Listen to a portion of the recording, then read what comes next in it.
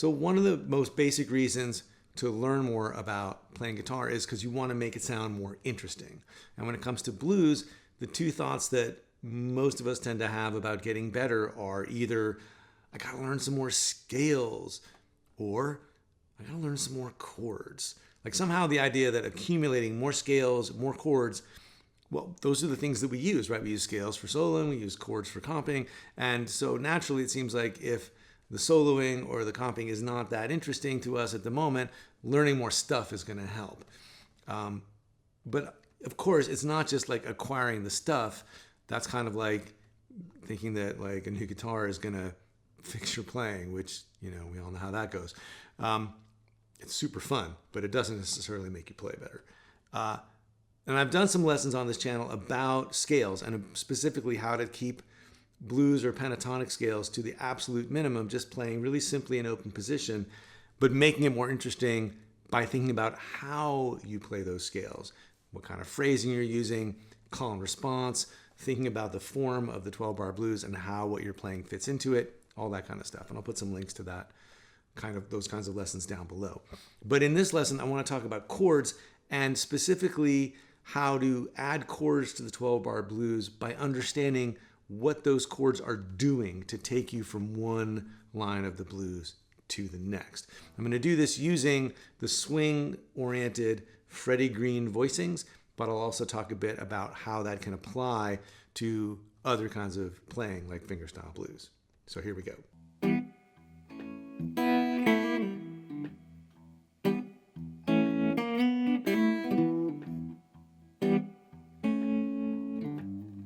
So the swing approach to playing blues is pretty different from the Delta or Chicago blues approach to playing a 12-bar chord progression because the groove is different and it's all about motion. And it also uses different chord shapes, different chord voicings. The swing style was really epitomized by the great rhythm guitar player Freddie Green, who played with Count Basie for something like 50 years. And his style was based on this thing called 4 to the bar. And it was designed to blend with the walking bass that the upright is playing and the brushes. So like the guitar and the bass and the drums would all sort of lock into this groove. And so from sort of a soloing blues guitarist point of view, the Freddie Green style is eminently boring. But that's only if you don't look at it in terms of what it's supposed to do, which is to sort of be the glue that holds a traditional swing rhythm section together.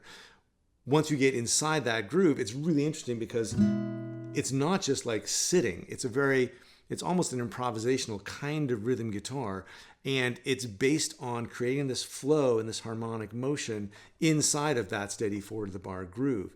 And there's all kinds of little details, like the fact that this melody is descending.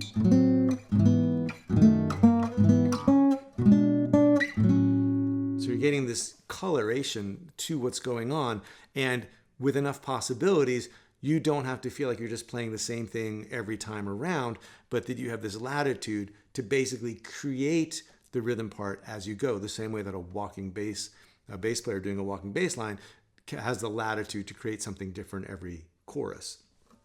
So the secret to it is that the chords are resolving or going someplace. Just like when you play a lick that, say, resolves to the 4 chord, and then another lick, a lick that resolves back to the 1, the chords are resolving as well, and they're resolving often. So from here, this is, say, an E major chord with the 5th and the 3rd and the root, then going to an E7, and then to A6. That's the beginning of bar 2, right? The 4 chord. So we've just had this motion. We've resolved to the A chord, and we're going to spend the rest of that line, the next 2.5 bars, resolving back to E so we can resolve to the A that starts the second line of the blues. So resolving to A, and then this A minor 6 resolves back to E, which in this case is an E with the 3rd in the bass, an E over G sharp. And then we're passing from we're now this diminished chord is taking us to a B7, and then now we want to get to E. So instead of going to an open chord, we'll go to this inversion again. And then now we're trying to get to A because we're in bar 4. And those 4 chords, E to A, which is a passing chord taking us between E and another E. And then B flat 7, which is a tritone substitution for E7, which this is now E7 is the 5 of the chord we want to get to, which is 4. So we've got this cascading series of resolutions. So if you just said, oh, well, what are some chords? Oh, well, we know this chord, and we know this chord, and we know this chord, and we know this chord. It wouldn't really mean anything without knowing the context in which you want to use them, which is to create this series of resolutions. So in this case, down to the 4, and then back to the 1, through the 5 to the 1 again, resolving over to the 4 chord. So those kinds of voicings make sense as sort of a, part of a sort of ecosystem of voicings that will get you from one place to the next. And if you want to just know how to play in that swing style because it's cool and it's fun to do, and because once you know the blues and a handful of tunes, other tunes, and how to comp them with those chords, you can play with a lot of different people who are familiar with that music as well. It's a common repertoire. You can do that, but if you want to, apply this to something else that you're doing, like if you're here because you also play fingerstyle guitar, then there are ways you can take these chords and apply them to playing 12-bar blues in E, the way that you're already playing, but now with these new chords added in. So if you are playing these in more of a swing context, the idea is to have these 3-string voicings, just using the 6th string, the 4th string, and the 3rd string, and damping everything else by relaxing your grip so that your fingers drape across the strings you're not playing, so that whenever you strum, you're only hearing the 3 notes that you want. And that means you can hit harder with these constant downstrokes, 1 on every strong beat, 1, 2, 3, and 4.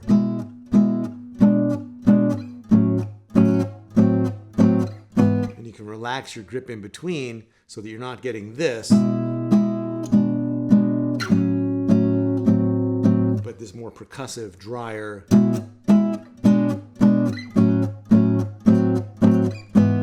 And that's the sound that really drives the swing rhythm section. But if you want to apply these to fingerstyle blues, you can pick out the notes that you want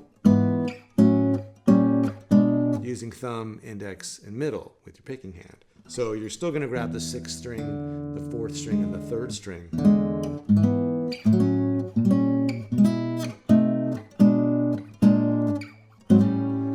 And occasionally, if you're on, say an A chord, you might use an open A on the 5th string instead of fretting it on the 6th string, but that's up to you.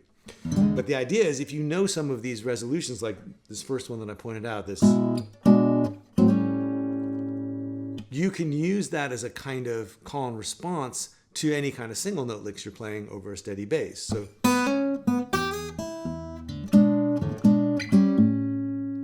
now, instead of just playing,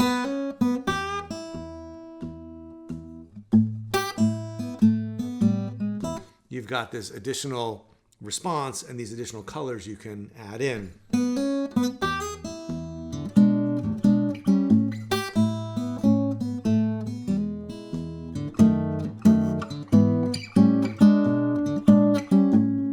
And so the Freddie Green voicings and the swing sense of chords resolving and the improvisatory sense of the chords can take you where you need to go, or you can take things where you want to with those chords.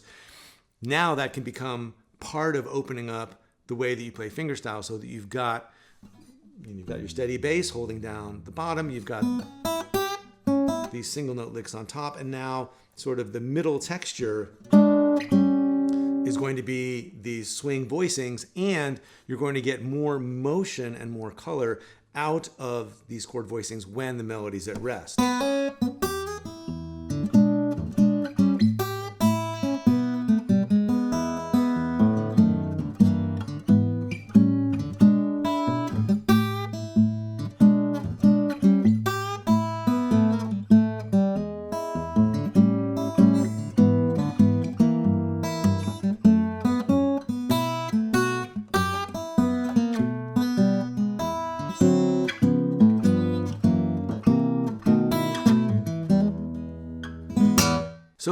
you can learn these two ways, right? You can start off learning them straight out of the Freddie Green playbook, or you can jump in and immediately try to apply these ideas to playing fingerstyle blues. Both ways work. It kind of just depends how you like to learn and what you're motivated by. If you like knowing sort of how it was done, then you can go to the original source and go, oh, okay, I'm going to like sort of understand this, get inside that mindset of how a swing guitar player would think about this to really understand exactly what's going on, and to be able to translate from when you're listening to recordings and that sort of thing, what they're doing, and then apply it to whatever ends you want, whether it's playing inside that swing genre or sort of migrating it over to something else like fingerstyle blues. Or the more direct possibly approach would be say, well, I'm basically a fingerstyle blues player.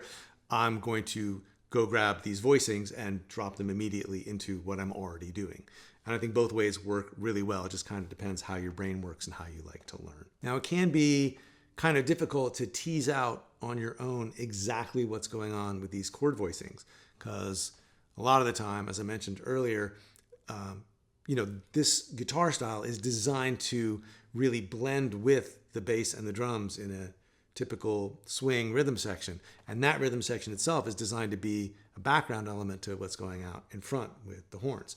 So if you would like to learn more about this style, about how to learn those actual specific Freddie Green chord voicings, how to get that 4-to-the-bar sound that he does, how to get these chords to flow and resolve over the 12-bar blues, I'll be doing a workshop on Freddie Green voicings for the blues this coming April 22nd, and you can learn more about that at the link below. And if your take on this is more like, nope, I just want to know how to apply these directly to fingerstyle blues, I've got several other lessons here on the channel about using Freddie Green voicings on the blues.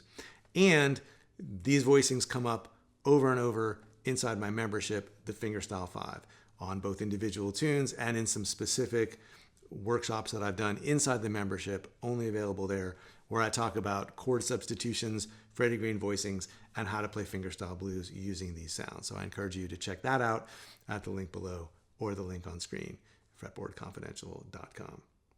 As always, thanks so much for watching. If you've got a question or comment about today's lesson, please leave it down below. I would love to hear from you, and I'll see you next time.